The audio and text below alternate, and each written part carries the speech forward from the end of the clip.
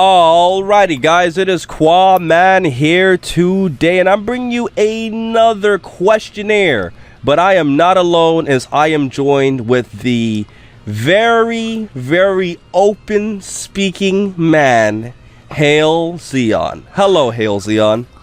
Hey, Qaaman, looking forward to this Q&A. And in this video today, Hail Zeon is actually going to be helping me answer some questions. Hail Zeon is very, very outspoken about the Dragon Ball community.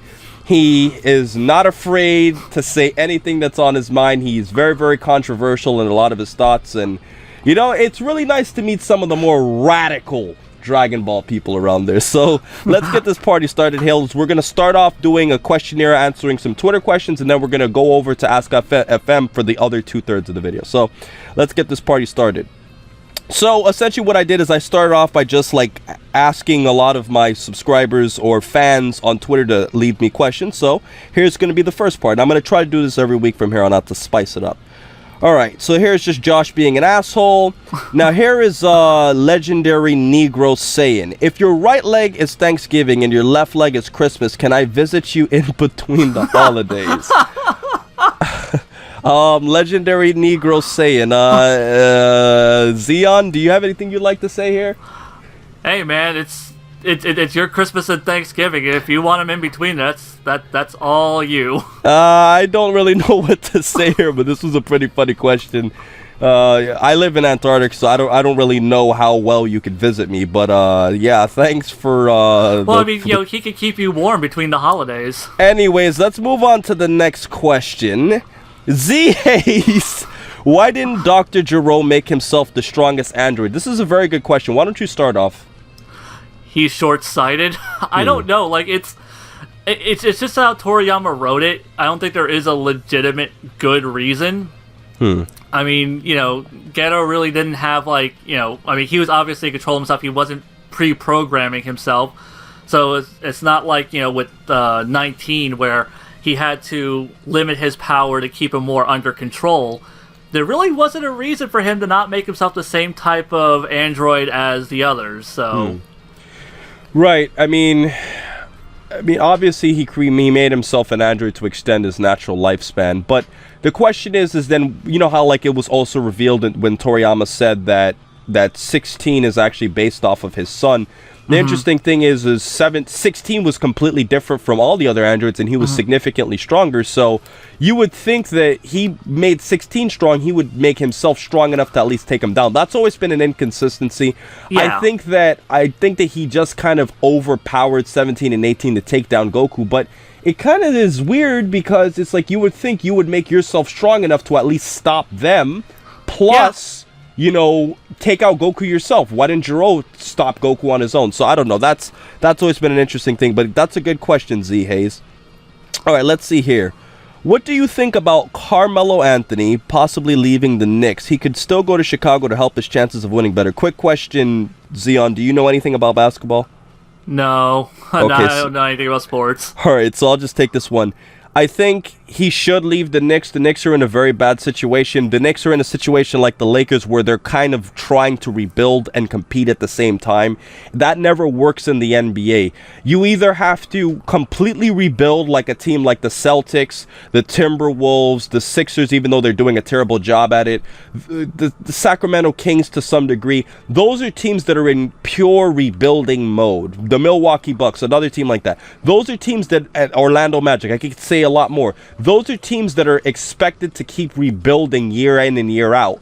And if you kind of have like a lot of veterans who are being paid a lot of money to try and help you win a championship with young guys who are coming in, it's a weird mix. And I feel like if it's not a team like the Miami Heat that has veterans, they can bring in new guys to kind of carry it on instead of just going into pure rebuilding mode. I don't think it's necessary. So I think Melo should leave. Good question, Nitro. All right, let's see. Ron Retro Bro, do you think we'll ever see God Fusion in Dragon Ball Super? What do you think about this, Zeon? Okay, this is something I was talking to Geekdom about recently, because, you know, he was talking about there's a possible storyline that they're hinting in the manga version of Super that they may be using the Dragon Balls to undo Potara Fusion. So we may actually see SSG, SS, Vegeta, and then just use the Dragon Balls to unfuse them. So this, like, I used to think, nah, they're not going to bring Fusion back, but it's starting to seem more likely now that might end up being a thing that they're trying to like set up for. Right. I mean, it's pretty interesting. I mean, I think we could see it because it was kind of implied in FNF when they said, "Oh well, maybe we should team up next time." You know what I mean? So that's one thing that I think is possible, but we don't know for sure. All right, let's see. Roy Valuccini says, do you think Vegeta trained a lot before meeting Goku? I think he only started training seriously after his death on Earth. That's a very good question, and my answer to this is actually yes. Yes, we've seen in some of the anime flashbacks, like in Bardock, the father of Goku, we saw Vegeta training against Cybermen. But if you actually look at Vegeta, along with all the other villains that Goku fought, never really trained. Like, Goku trained his whole life to get to where he was. And if you look at a character like Vegeta, it was clear that he was inspired to pass Goku. Because if you think about it, and I'm sure you would agree here, Zeon, everybody that Vegeta has ever been around was always already stronger than him. Kui was around the same strength. Midoriya and Zarbon and the Ginyu Force were always significantly stronger than Vegeta. Then you have Frieza, then you have King Cole. All of those guys, and now Beerus, now that we know that Vegeta knew about Beerus, all of those guys were so much stronger than Vegeta. He kind of just did what he did for Frieza and never really got anywhere near as strong as he did, and I think the only reason he did that is because of all the Zenkai boosts and all those extreme circumstances. So yes, I will say that Vegeta never really trained, considering he wouldn't have really had time considering his lifestyle. What do you say? I mean, I have no clue about this one, because it's just like, it seems like, Toriyama really never thought about villains training ever. Like, every time, there'd be a new villain, it's always like, oh, they'd never really trained. I mean, yeah, in the Bardock special, they do show Vegeta training against the Cybermen.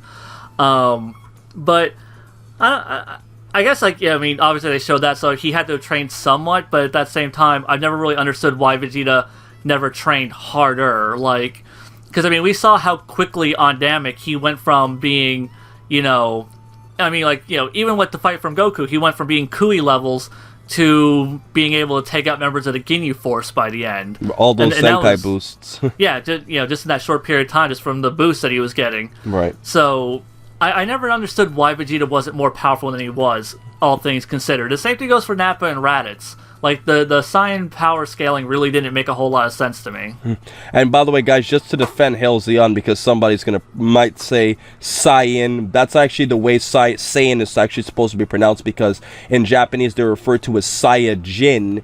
So he's not wrong when he says Saiyan, and he's not wrong when he says Gero, because he's using the original terms. But, if you use Gero or Saiyan, it's no big deal. Thank you for that bit of defense, because after I said it, I was like, oh shit, I said Saiyan.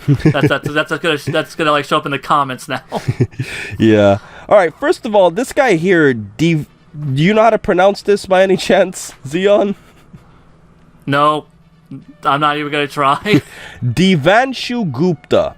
Difference between perfect and super perfect cells, the ability of instant transmission, or is there something else? Well, Cell openly said himself that he gained a Zenkai boost once he had self-destructed, and he did gain the ability to use the instant transmission. That's how he got back to Earth. But the big difference is obviously that huge power-up that he got. I'm not a big fan of using electricity, but he was shown to be as significantly stronger, because when you look at the manga, Cell says, I've powered up like Son Gohan, implying that he got a huge boost. So Cell got significantly stronger than what he was before, and that's why he was able to hurt Gohan so bad with a blast that was intended to hurt Vegeta.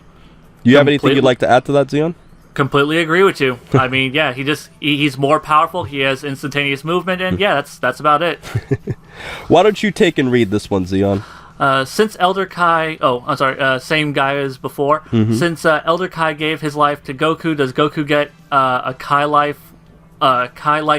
long life? No. I don't think he would. He basically just kind of got the life force, to bring him back to life. He's not, he doesn't actually have like a Kai spirit. He doesn't have God, well, he didn't have God Ki back then. It didn't make him a god or anything. He just gained his life force. The interesting thing about that, Zeon, is when I look at that, it's kind of like you would think that for a being like Goku or Saiyans or humans, since they have similar physiology, if you look at like a Kai, 1% of a Kai's life is like how many human lives? Like if you think about how long they've lived, you know what I mean? Like considering how long Majin Buu took place and everything along those lines, if he gave him like whatever was remaining of his old life, that would basically allow Goku to live for like millions and millions and millions of years, theoretically, if that did happen the way he's implying it did. But no, I agree with Zeon completely. He just basically gave him, it's basically like trading a life force, basically. Okay. Who is your favorite Dragon Ball Z, Kai, GT, and movie villain? Okay, I don't know if he's asking all or individually. I'll go through really quickly all of them. I'm going to have to say my favorite Dragon Ball villain would have to be King Piccolo or Piccolo Jr. I'm going to have to say Piccolo Jr. because he's my favorite character, so why can't I use him as a villain too, right? For Dragon Ball Z, I'd say my favorite villain would be Cell. Dragon Ball GT, I'd probably have to say Ice Shenron, along with Baby Vegeta was, I don't know, I felt he was a bit annoying at times, even though I liked the concept of him as a villain. I'm going to probably have to say Ice Shenron was my favorite villain from GT, and my favorite movie villain would probably have to be... who would be my favorite movie villain? I never thought about this. I'm gonna probably have to say my favorite movie villain would have to be Dr. Gero, and I say this because I felt he was so unique in his approach to fighting the Z fighters, you know, because every other villain fought them, you know, hand to hand, but I felt like the whole Dr. Gero concept was really, really interesting. He's trying to challenge like the strongest fighter, and you know, the whole, you know, machine thing and having to use the spirit bomb. I felt like it was a good team effort, and I like that movie as a whole. I felt that was one of the more underrated movies. So those are my favorite villains each. For me, Dragon Ball, Piccolo Daimao, of course. You know, he was just the best villain in that series. Dragon Ball or Dragon Ball Z, probably Vegeta, GT, Baby. Actually, my favorite villain of the whole franchise. And then for the movies, I guess, yeah, I go with Wheelo if. Or Beers, because, you know, they're both great villains. Though I don't think Beers really counts as a villain, so... Yeah. Beerus is kind of weird. He's an antagonist, but he's not really a villain. But I would definitely think Champa probably is going to be one. All right, so let's just take 2 more on here. Well, actually, I'll take 3 more on here. Do you have any favorite Pokemon? I ask this because I'm a huge Pokemon fan. I love your vids, by the way. Yeah, Dark Spirits 360.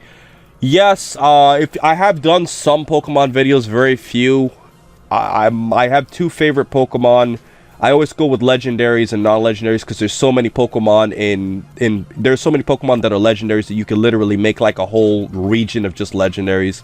I'd say Lugia is my favorite legendary, and I'd say Dragonite is my favorite non-legendary Pokemon. And if I had to pick a starter, I'm probably gonna have to go with Blastoise followed by Blaziken.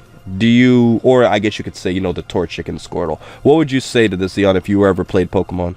I love me some Pokemon, and my favorite currently is Chestnut from X and Y, and then probably like my second favorite. Yeah, my second favorite is definitely Typhlosion. Right, Typhlosion's pretty cool. I remember him from Gen 2. Gen 2 is my favorite. All right, fantastic game. Yeah, Crystal version for the win. All right, let's answer these final 2, and then we're gonna switch over to Ask FM. Are you happy the chopstick scene is not in Dragon Ball Super? RG218. He's making a joke. I know. Because everybody likes to tease me with that scene with how Piccolo performed. Listen, guys. You guys can say whatever you want to say about Piccolo getting wrecked by Beerus in Battle of Gods. But I have one thing to say that even Hail Zeon himself cannot deny. Piccolo was holding back because he had to wear this clothing on. End of story, right, Zeon? He technically was holding back, right? He didn't take his weighted clothing off. You got me there. Alright, so even if Beerus could still beat him, Piccolo was still holding back. So I can always use that as an excuse. And as the last one we'll do for this Twitter one for today. As a matter of fact, you know what? There's so few Twitter ones here. Why don't we just like squeeze the rest of these out? What is your favorite Dragon Ball Z movie? My favorite Dragon Ball Z movie, I just kind of implied it. I'd probably have to say The World's Strongest is one of them. Probably followed by Broly the Legendary Super Saiyan movie, even though that movie spawned a lot of unique Dragon Ball fans. What would you have to say to this, Zeon? My favorite DBZ movie, I think it's kind of an odd pick, but BoJack Unbound is my favorite. Like I don't know. I thought like the space pirates were cool in design. BoJack is a lame villain in his own, like as a villain, but like a movie with like just no Goku, it fits really well into the timeline. Everyone gets a nice little scene to shine. A really well balanced film overall.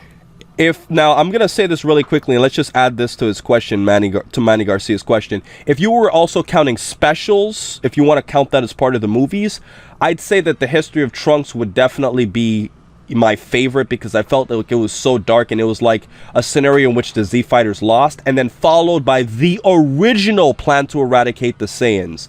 The original Plan to Eradicate the Saiyans was like twice as long as the Raging Blast version, and I thought that was fantastic, and if that was considered a movie, I'd definitely have to put it up there. So that's my favorite movie and my favorite special. What do you say to that, Zeon, for your favorite special?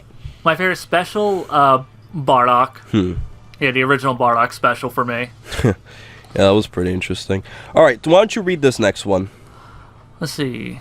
This is from Legendary Negro Saiyan. And, are you willing to join the Negro Saiyan army? We have Watermelon Wednesdays and free parking. Well, Qaaman, are you? I'm going to take a pass on this. What about you, Zeon? Are you interested? I don't think I have the right skin color to qualify. I mean, you know, I feel like I wouldn't fit in quite as well. So I'm going to have to pass on that. I just don't want to feel out of place. All right, this guy's obviously having fun. If Rhymestyle and Toasty have a baby, will it be a boy or Mega Man? What? I don't even get Rhymestyle that. and Toasty couldn't have a baby, man. Come on. All right, let's see these final two questions. Nitro, once again, do you think the Dolphins have a shot at making the playoffs this year? You're asking a very biased Miami Dolphin fan. I'm going to say yes. I think that we're going to have to face tough competition from the Bills and the Patriots, but I think that with, you know, an upgrade at the receiving core, and if our offensive line could really stay intact, I think the Dolphins have a very good chance. Good question, Nitro. Do you have any, you know, knowledge of football? Okay, so. I know nothing of sports, bro. I am a straight up nerd. All right. So the final question by No Name Josh is, do you think Dragon Ball Super will be as long as Z? Why don't you take this one first, Zeon? I'm going to say no, because Z was a ridiculously long series. I mean, that's 291 episodes we're talking about. And it seems what they're doing with Super is going with small, like, 12-episode arcs, is what I'm guessing they're going to, especially considering 2 of the arcs are going to be adaptations of movies. And so I'm actually expecting the series to probably end around, like, 48 episodes. You know, maybe it'll go a little bit further than that, but I don't see it, like, I'd be surprised if it even gets more episodes than GT. Well, that would be pretty interesting, though. But, I mean, I just doubt it, because, I mean, it would really have to take off, and Super's not doing the best right now. But, I mean, it's just like 291 episodes. I mean, Zeon, Yu Yu Hakusho, we're both huge fans of Yu Yu Hakusho. That series seemed pretty solid, and, like, I would definitely say that Yu Yu Hakusho did not feel like a short series, would you say? Oh, yeah, not at all. I mean, it was a good size series. I mean, it's 112 episodes, I think. Right, it's 112. And, I mean, if you think about it, guys, like people have to really think 100 episodes is a lot of episodes. Like Elf and Lie did a whole series in, like, what, 13, 14 episodes? And, like, yeah. I mean, if you look at, you know, Dragon Ball Super, I mean, 100 episodes is a huge investment. GT did not seem that short, and it was 64. So, I mean, Ball was 153, Z was 291. I just doubt it would be that long. You know, that's my honest thoughts. Yeah, I totally agree with you. All right. So we're going to kind of flip the script a little bit here, guys. And we're going to be back in literally just like one quick second. So we're going to switch over to Ask FM. So, guys, we are back with our Ask FM portion of this video, which at this point we're probably going to make it run for about 20 minutes. And I'm going to start off from the top here, since the last time I did a Q&A, I started off from a later portion. So let's answer this here. Wow, turns out I was your 5,000th like. Hooray for a meaningless accomplishment. All right, well, thanks a lot to Bean Bandit. You know, I mean, my Ask FM is obviously nowhere near as, you know, active as my YouTube, but, you know, it's still fun to see that, you know, I have about 1,500 followers on here, and, you know, I have 21,000 questions, so that's pretty interesting. Thanks, bro. All right, shout out to the Bean Bandit. All All right, let's see. Dragon Ball Z may not be your favorite anime, but I guaranteed your favorite anime took inspiration from Dragon Ball Z. I don't know what Charlie Wheat's saying here. Dragon Ball Z is my favorite anime of all time. Maybe he thinks Yu Yu is? I have said before that I think Yu Yu Hakusho is a significantly better written series than Dragon Ball. Not to say Dragon Ball and Dragon Ball Z is not better, is not, I guess you could say, a well-written series, but that doesn't mean I don't like it more. There's always a thing in life where you have to consider what's a better movie or what is more entertaining to watch. Like, for example, if I look at Dragon Ball, and I'm going to do a whole debate in the future, I'm not going to spoil my thoughts, but I have a lot of thoughts I want to bring about, you know, what's a better series between Ball and Z, because I think both have their ups and downs. But Dragon Ball Z is a lot more popular because of the action, and it's more appealing to, I guess you could say, kids, whereas Dragon Ball was a lot more about the characters. So with that said, I don't know what Charlie Wheat's saying, but Dragon Ball Z is my favorite show. Yu Yu Hakusho is an extremely close second, and that's my thoughts. What do you say? I'm pretty sure, like, you know, my favorite anime, at very least, isn't inspired by Dragon Ball Z, because it's not a shonen action series, so... Dragon Ball Z is not your favorite series? No, it's not. It's actually not even in my top 20. Like, Dragon Ball is, Wow. but Dragon Ball Z, no. Wow. Yeah, dude, you have to remember, though, I've watched, like, well over 200 animes, so... But if you really think about it, though, Dragon Ball and Dragon Ball Z are essentially the same series, but there's a whole story on how the Z got changed, and that's a Blackenfist topic for today. But anyways, moving on from here... Power levels: Goku base 1, Goku Super Saiyan 50 Super Saiyan God base plus 4. What? Does this make a little sense, or am I way off? I'm sorry, dude. I'm completely lost here. I mean, I have no clue what he's saying. Yeah, I mean, I don't know. 400 Goku. I don't know. I'm sorry. I mean, maybe you could re-comment this in the future. I have no idea what you're talking about. All right. I'm gonna leave these two here because these are links. You know, I don't really like put in links when I'm doing these, you know, videos because it's obviously not going to be fair. All right, so I'm guessing you're the same person here, so I'll just leave this link up for the future. What event do you think made Gohan from Future Trunks' timeline first turn Super Saiyan? It couldn't have been the training with Goku, since they had no idea about the androids. I'm curious about your thoughts, and maybe this question is good enough to be a video. Paul Longerbeam. Good question. I've said before that... Oh, okay, well, here's the thing. If you look at the anime adaptation from the History of Trunks, and you're clearly going by the History of Trunks, Gohan said that it was when he remembered the death of Krillin and Piccolo that motivated him in order to become a Super Saiyan. Now, we don't know the exact terms as to how it went in the manga, because when Gohan was training with Future Trunks in the manga, Future Trunks already knew how to go Super Saiyan when he was training with him, so he never gave him like a whole speech on how to become a Super Saiyan.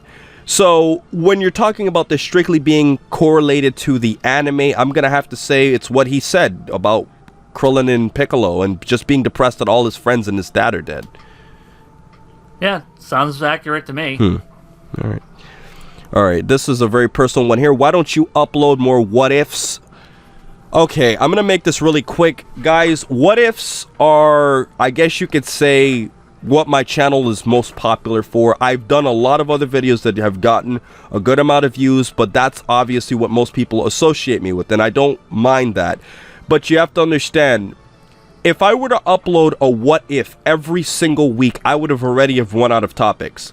If I were to upload a what if every 2 weeks, I would have run out of topics. If I were to upload a what if every 3 weeks, I would have run out of topics. What happened is when I started off my YouTube channel, I did so many what ifs to start off with that people got, I guess you could say, used to me uploading so many what ifs, so when I don't upload them as often, it looks like I'm not doing them, but I do have what ifs planned. It's just the fact that I don't want to waste my really good topics, because what ifs are really, really hard. I have a whole process on how I select them. I'm extremely picky with my topics, and I always want them to be nice long videos. So for example, a good topic is, you know, what if Goku killed Fat Boo? That's a pretty good topic, but I can answer the outcome of that in literally 2 seconds. If Goku kills Fat Boo, he's going to go back to the afterlife. Vegeta's going to be dead because there'd be no motivation for him to come back. Gohan's going to go back to Earth, and they're going to live a peaceful life with Goku and Vegeta being dead in the afterlife.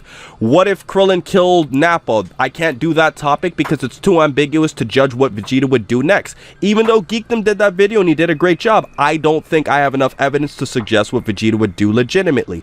So that's one of the reasons I don't upload what ifs as often, but I still upload what ifs. It's just I'm really picky with my topics, and I don't want to burn out what I still have left, because if I did them as often as people wanted, I would have been done. Just like Team 4-Star, obviously Team 4-Star is a lot, you know, bigger than I am, and they do a much better job editing their videos than almost anybody on YouTube. If Team 4-Star literally just uploaded all of their, you know, abridged episodes already, people wouldn't be as active, because the whole reason, one of the reasons why Team 4-Star is so popular is because they're not even close to being finished with, you know, abridging the whole series, and they already have so many fans, so they have people who have a lot to look forward to.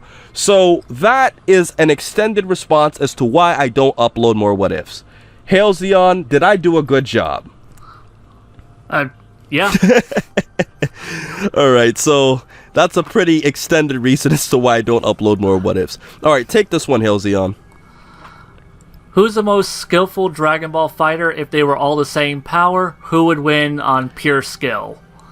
If it was just pure skill, I mean, Goku has like the most techniques like in his arsenal, but I mean, Tenshinhan has them too. Has like a few weird ones. Man, that's really hard to.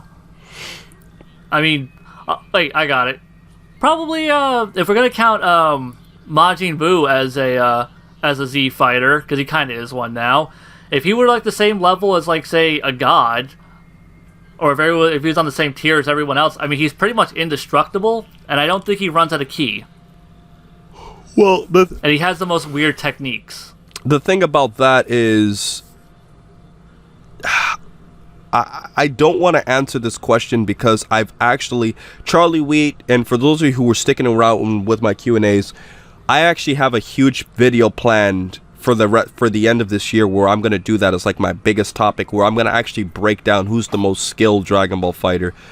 And I've had this video planned for almost a year. You know, if everybody was equal in strength and speed, who would win? I have a pretty good idea, but I'm going to have like a formula on how I do it. It's going to be a really big video, so stay tuned. I'm not going to spoil my thoughts here. But let's just say Piccolo is at least in the top 5. Alright, take this one, Hail Zeon. Let's see.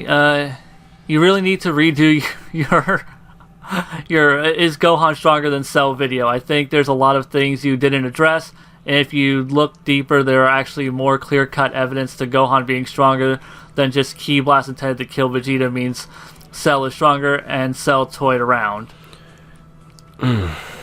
Well, what's yeah, your whole thoughts on the whole Super Saiyan 2 Gohan versus Super Perfect Cell? I honestly think that Gohan's still the more powerful. I mean, because Gohan had one usable arm. He'd already taken a lot of damage, or he'd already expended like a lot of ki earlier, and he was just one arm in Kamehameha battling Cell. I mean, yeah, like he needed a distraction from Vegeta, but still, like, you know, he still was able to overpower him. Right. And completely wipe his body out. I mean, Hail Zeon, I don't want to disagree with you, but I'm going to disagree with you. Fair enough. I've always felt that in Dragon Ball, you can't use a blast to signify somebody being stronger, because it's been shown on several occasions that a really powerful blast can kill a significantly stronger character, aka Piccolo's special beam cannon killing Raditz, aka Goku's spirit bomb killing multiple villains throughout the series, even though most of them were in the movies, aka Gohan's Kamehameha killing Cell, because if you think about it, I'm sure Gohan's Kamehameha is stronger than Gohan's punch. Like, it's things like that that I always say that I feel like an energy blast is more powerful. Super Saiyan Goku is stronger than Frieza, but if Frieza's, death ball hit Goku directly, would it kill him? We don't know. I think that it would have a pretty good chance of doing so. So, I mean, I've always looked at it like that the whole energy thing, but my argument, and I've done this video in 2013, my main argument is that if you go by the manga, when Cell came back, with the Z Fighters being aware of how strong Gohan was, everybody seemed very scared for Gohan to fight Cell, and they were well aware of how strong Gohan was based off of how he was performing earlier. Now, you could argue that Gohan hadn't used all of his power earlier because Gohan was toying with Cell, which is a pretty good point. But at the same time, I just feel like the fact that Gohan got that badly injured and Cell said enough playing around, that implied that he didn't put that much energy into that blast. And Gohan got so badly damaged by a blast intended to kill Vegeta. So although we're going to disagree, Hail Zeon, I just think my points are more in the direction of solidifying like the power of a blast versus a destructive blast. And I felt that Cell basically just shot one Kai blast at Gohan and that hurt him so bad. So that's one thing that, I'd like to say. But it's always been a good debate, Yeah, I mean, that's a big thing. It is just debatable. I mean, there is no right answer. You can just kind of give your own speculation. Right. All right, let's see here. What are the limitations of the Nimbus? Why he go to Korin's tower or Kami's place with it? Would you like to take this one? As far as why he didn't use it to get up to the top of Karin's tower, I'm not sure why he wouldn't have thought to do that, other than Bora telling him you're supposed to climb, and that just being Goku's personality to think that he should need to climb.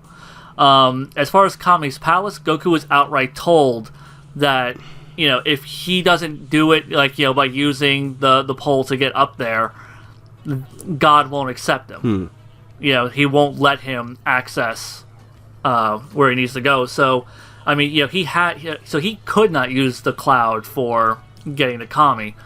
But as far as, Karin's tower, though, I think it's just because he was told to climb it, so he did. Yeah, that's literally how I look at it. I mean, if you think about it, you remember Goku needed to get his Nimbus replaced at some point, but I mean, I'm pretty sure he could have done it. I just think that he didn't for the same reasons that you said from Dragon Ball. But, I mean, honestly, that whole thing about what you said about, God wouldn't accept them. People, just a little point to bring out. You remember, Kami literally means God. So, they were kind of saying that Kami wouldn't expect him to do it because in this instance, God is Kami. Just, to make sure that most people understand this. What, you were referring to, Zeon. Right. Okay, this is a good Yu Yu Hakusho question. Who would win in a fight? Yusuke Urameshi post Dark Tournament or Krillin post Namek? I'd say Krillin would trash him in 2 seconds. What do you say? I completely agree, because by that point, I mean, he already had planet-destroying power. By the end of Yu Yu Hakusho, Yusuke probably had enough power to take out a few skyscrapers. He was nowhere near Z Fighter level at that point. I mean, Raiden was the strongest Yu Yu Hakusho character. It was arguable that he was the strongest Yu Yu Hakusho character in history. And they said that his power was so great that he could shake the earth. Dragon Ball characters do that shit all the time. Easily. And Yusuke wasn't anywhere near his level even when he first got to him. Not even close. But yeah, that was a good question though, but I don't think Yu Yu Hakusho characters compare. Maybe early Saiyan Saga or Dragon Ball, yeah, but not by that point. Alright, let's see. We all know Piccolo is your favorite Dragon Ball Z character. Who is your favorite Yu Yu Hakusho character? My favorite Yu Yu Hakusho character, Sean Armstrong, is Hiei. He's actually on my banner. My banner on YouTube represents all of my favorite, things from every category. Piccolo's my favorite Dragon Ball Z. He is my favorite Yu Yu Hakusho character. Dwayne Wade's my favorite athlete. Animal Mother's my favorite character from my favorite movie. And who else? Am I forgetting? Mortal Kombat, sports, video games, sports. Oh yeah, and Sub-Zero's my favorite character from Mortal Kombat. So that's essentially like breaking down like who are all of my favorite characters from essentially everything that I mostly do on this channel. But yeah, my favorite Yu Yu Hakusho characters here. Who do you say, Hail Zeon? My favorite Yu Yu character is Kuwabara. He had such a great character to him. Yeah, he's the joke character, but there's so much heart to that character. He's so human. I mean, literally he's a human, but I mean, like, as a character, they developed him in such a solid emotional way, and yeah, I loved Kuwabara, and I think he's horribly underrated. Yeah, he's a great character. He's clumsy, but he was clumsy on purpose. All right, let's see. Let's try to do this for a few more questions here. How can Kaelina or say Goku only have killed 2 people in Dragon Ball Z? Has she not watched the original GT or Super? He killed the fish before he met Bulma. Kaelina? I don't know who Kaelina Orr is, but I'm assuming it's someone who has talked about Dragon Ball on the internet. As far as Goku only killing 2 people in the Z portion, like, I'm pretty sure that's actually accurate, because he killed Boo, and he didn't kill any of the androids or Cell. He killed Yakon. Yeah, he killed Yakon, and yeah, he kill-assisted Raditz, if you want to count that. He just held him down. So yeah, like, hey, I mean, as far as the Z portion goes, unless you're going to start dragging all the movies, and then he killed, like, I don't know, like 20 people, but if you're not counting the movies, yeah, he's only ever killed 2 in the Z portion of the series. Yeah, I mean, I'm thinking, like, as you said this, just thinking about all the kills that Goku's gotten. Goku's killed a lot more people when he was a kid, ironically. Yeah, he killed a lot of the Red Ribbon Army. Yeah. Shit. And then also remember, like, he killed Tambourine, you know. And, what was it, Drum, he, like, kicked his eye out of the socket. That was brutal. Yeah, so, I mean, Goku basically... And King Piccolo! How could you forget King Piccolo? Yeah, Piccolo. I was going to bring that one King up, too. Piccolo Piccolo. Too. Yeah. We already said more people right off the top of our head that's Goku's killed from... Well, the thing is, though, in Dragon Ball Z specifically, I think is what the statement is about. So yeah, in the Z, that's why I keep saying in the Z portion, he only ever killed those 2. Yeah. But yeah, if you look all the way back to Dragon Ball, and you look in the GT, yeah, he killed way more people in those 2 shows than he did in the entirety of Z. That's funny. All right.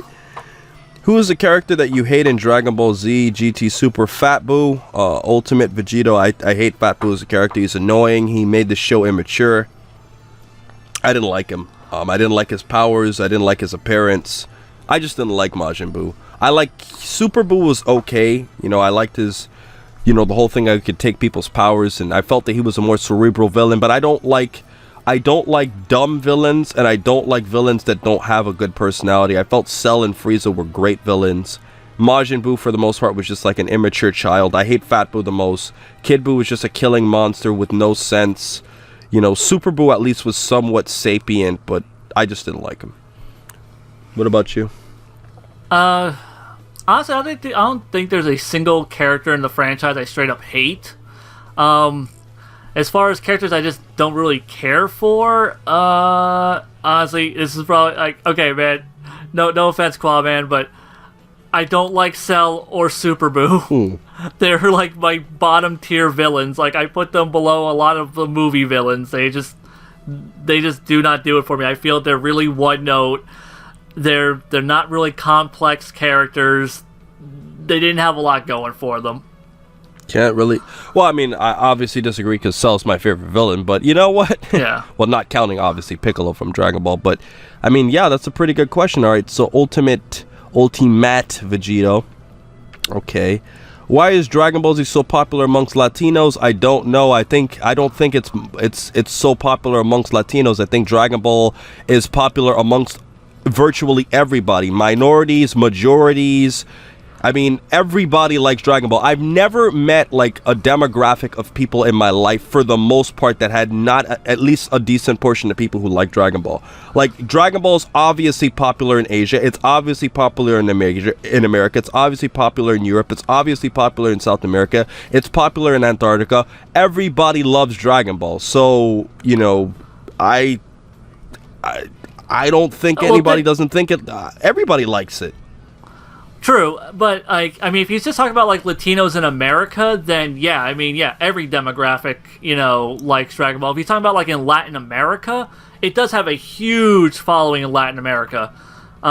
See, like, we need Geekdom here for this one because he could probably explain exactly why it's so huge in Latin America. But but if he's just talking about like Latinos in general, like Latinos in America or whatever, then yeah, I don't get it. It's popular with every demographic. Right. I mean, and you would agree it's extremely popular over here too. I mean, Dragon Ball Dragon Ball is literally an international conglomerate.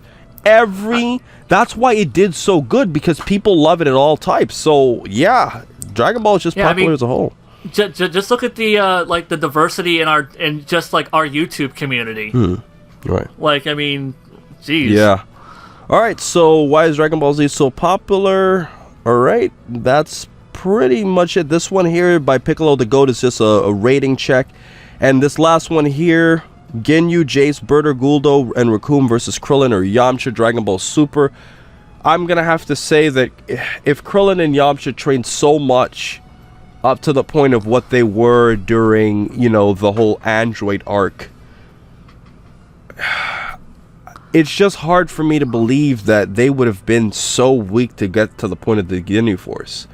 Like, it's just hard for me to believe that you could get so weak that you're weaker than the Ginyu Force. Because at that point, you're talking about literally like early Namek saga villains.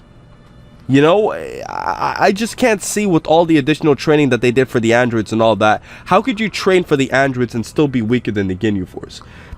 No, you could say you will never get as strong to beat a guy like a Frieza, but to be weaker than the Ginyu Force? I feel like it's just too low, even if they never trained again. What do you say? Okay.